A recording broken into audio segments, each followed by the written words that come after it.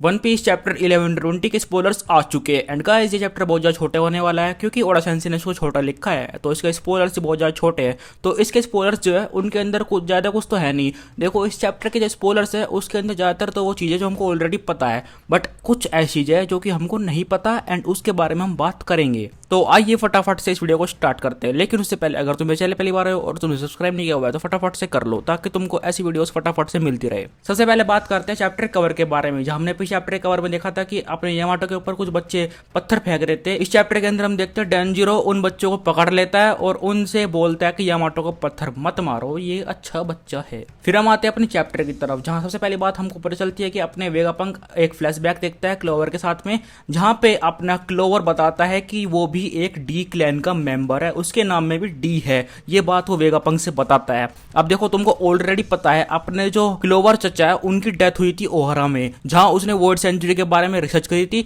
और इसी वजह से वर्ल्ड गवर्नमेंट ने उसको पेल दिया था। लेकिन देखो पूरे वर्ल्ड गवर्नमेंट में यह बात किसी को नहीं पता था कि उसके नाम में डी है, लेकिन उसने ये बात बताई अपने वेगापंक को एंड वेगापंक ने आगे जाके उसकी रिसर्च को कंटिन्यू किया। तो देखो गाइस ये डी क्लैन जो है वो आगे जाके बहुत ज्यादा मेरे को लगता है रोल प्ले करने वाली है, तो उसके लिए हम वेट करते रहेंगे। फिर हम आते हैं अपने प्रेजेंट में, जहाँ पे अपनी एटलस पहुंच चुकी है सन्नी के पास और वो नज़ुरो से लड़ने में लग चुकी है ताकि 1000 सनी एस्केप कर सके एंड अपनी मुगीवारा पायरेट्स यहाँ से फटाफट से निकल सके और उनकी जान बच जाए। एंड इसका मतलब सिर्फ एक ही चीज हो सकती है, जो अपनी वेगापंक लिलित है शायद से सिर्फ वही बचे एंड एटलस भी अब मरने वाली है बहुत जल्दी। फिर हम आते हैं अपने 5 एल्डर्स वर्सेस इमित की फाइट पे, जहाँ हमको पता चलता है कि अपने 5 एल्डर्स ने इमित का हाथ काट दिया है या फिर वो डिस्ट्रॉय कर दिया है ताकि वो वेगापंक के ब्रॉडकास्ट को स्टॉप कर सके, लेकिन वो स्टॉप नहीं होता। उसी दौरान अपना इमित बोल रहा होता है कि time is right so he will use that. अब वो किस चीज के बारे में बात कर रहा है यूज करने के लिए, वो तो देखो हमको इस चैप्टर के अंदर बिल्कुल भी नहीं पता चलता,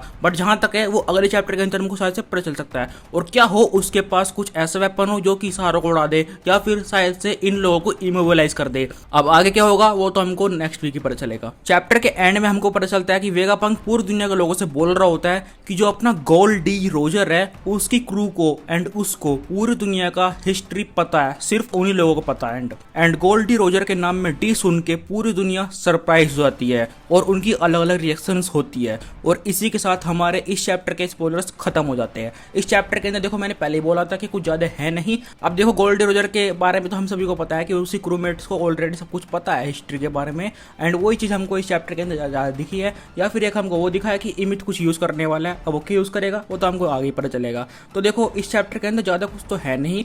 एक तरह तुम ये मान लो इस चैप्टर को एक तरह से बिल्डअप चैप्टर या फिर जैसे भी तुम चाहो। एंड देखो मैं तुमको एक सैड न्यूज़ दे देता हूँ, मेरी जो $10 की इनकम हुई थी पिछले 3 महीने के अंदर वो सारे के सारे जा चुकी है, क्योंकि मैं ठहरा एक मंदबुद्धि। मैंने एडसेंस के अकाउंट थोड़ा गलत बना देता एंड उस वजह से मेरे को एडसेंस अकाउंट चेंज करना पड़ा और मेरा चैनल अभी तक मोनेटाइज नहीं हुआ दोबारा, पूरा 1 हफ्ता हो चुका है। तो देखो गाइस ये तो हो गई मेरी खुद की RR। बाकी मिलता है तुमको कभी और नेक्स्ट वीडियो में।